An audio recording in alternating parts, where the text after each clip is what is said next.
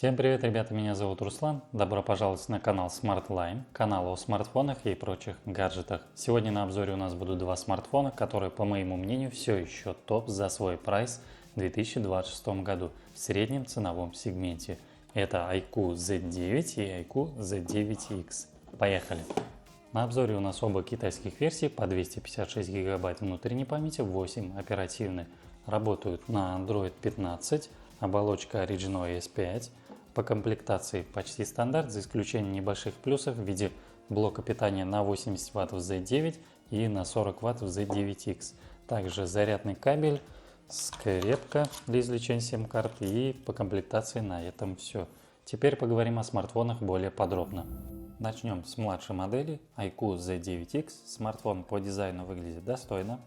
Задняя крышка и боковые грани изготовлены из пластика, но пластик достаточно крепкий и износостойкий. Не сильно маркий, дисплей Panda Glass, защитой от небольших царапин. Пробежимся по начинке плюсам и минусам. Сканер отпечатков встроен сбоку, работает быстро, без зависания.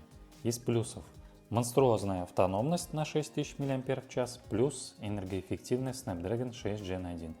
1.5, 2 дня активного использования даже с играми и 120 Гц. Это один из самых живучих телефонов в бюджете до 20 тысяч. Также есть поддержка быстрой зарядки на 44 Вт с 0 до 100% примерно за час. Полного дня хватает, даже если забыл зарядить ночью. IP64, защита от пыли и струй воды без погружения. В 2026 году даже в бюджете это уже must have. Экран 6,72, 120 Гц, яркий, до 1000 нит. Плавный IPS с хорошей цветопередачей для своей цены. Глаза не устают даже после 4-5 часов. 8 оперативной и 256 гигабайт встроенной памяти. Плюс карта памяти. Это уже огромный плюс для этой модели. Есть разъем 3.5 джек для наушников и стереодинамики. Звук громкий и объемный. Цена-качество часто улетает за 10-17 тысяч рублей в зависимости от региона и акций. За эти деньги почти нет конкурентов. Перейдем к минусам. Камера на 50 мегапикселей, основной сенсор слабоват, для соцсетей окей, но не жди уровня флагманов. Процессор Snapdragon 6 Gen 1 со стандартными сценариями справляется, но в тяжелых играх через 30-40 минут FPS падает. Также оболочка Origin OS 5, много предустановленного китайского софта, и экран не AMOLED. IPS, конечно, хорош, но черный цвет не такой глубокий. Вердикт по Z9X можно брать, если тебе нужна максимальная автономность, много сидишь в соцсетях, смотришь видео, иногда играешь в нетребовательные игры и не готов переплачивать за камеру плюс производительность. Теперь поговорим про старшую модель iQOO Z9. Здесь также пластиковый корпус, но по дизайну более премиальный вид. Дисплей выглядит практически безрамочный по сравнению с Z9X. Также есть защита по стандарту IP54 от пыли и струй воды. Пластик крепкий, дисплей из закаленного стекла, но лучше докупить защитное стекло. Сканер здесь уже под дисплеем, работает также на отлично. Из плюсов: Snapdragon 7 Gen 3, реально мощный чип, можно спокойно играть в тяжелые игры на высоких, без сильного тротлинга. В тестах Antutu набирает около 800 тысяч, что считаю очень хорошим результатом.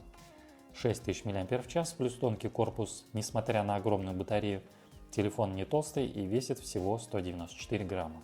Автономность топ среди мощных средняков. Экран 6,78, AMOLED, яркий, пиковый до 4500 нит в HDR. Цвета сочные, черный настоящий, 144 Гц, плюс по шиму глаза не устают.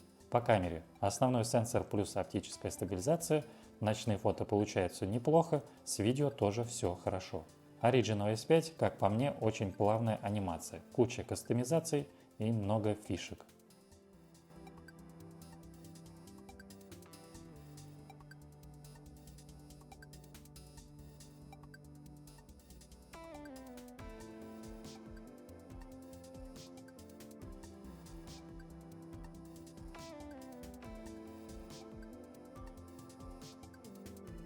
Перейдем к минусам. В Origin OS много предустановлено китайского софта, нет гарантии в РФ, если что-то сломалось, несете в сервисный центр, ремонт уже за свой счет. Также нету слота под карту памяти и нет разъема 3.5 джек под наушники. Вердикт по Z9X можно брать, если тебе нужен мощный игровой средняк с крутым экраном, с хорошей камерой, большой батареей и готов мириться с китайской прошивкой. Русифицируешь, удаляешь лишнее и нормально. Коротко, что выбрать в 2026 году. Хочешь максимум жить без розетки, плюс самая низкая цена, забирай Z9X.